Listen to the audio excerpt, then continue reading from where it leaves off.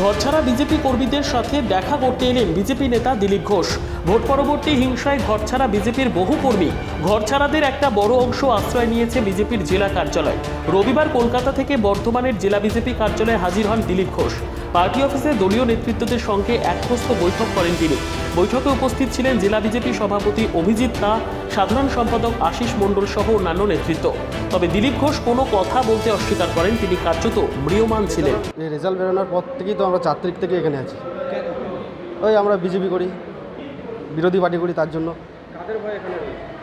তৃণমূল নেতাদের।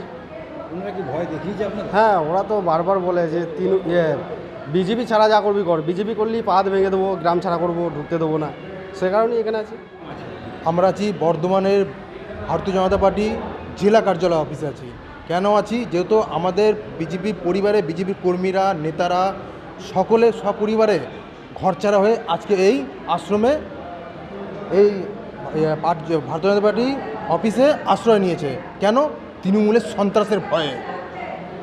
এই সন্ত্রাস কেন করবে ওরা যদি এরকম ভোটে জিতে থাকে তাহলে কেন করবে? আমি তো বুঝতে পারছি না।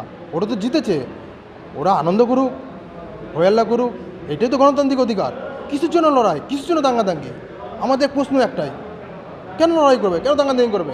সেও একটা মায়ের ছেলে, আমরাও একটা মায়ের ছেলে, কিসের জন্য দাঙ্গাদাঙ্গি করবে? পারি না।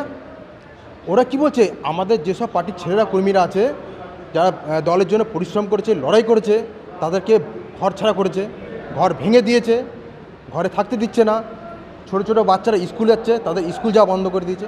এটা কেন হবে? এটা তো গণতান্ত্রিক দেশ, সবার গণতান্ত্রিক অধিকার আছে, রাজনীতি করার সবার গণতান্ত্রিক অধিকার আছে। কারো গণতান্ত্রিক অধিকার কেড়ে নেওয়ার কারো মনে হয় উচিত না।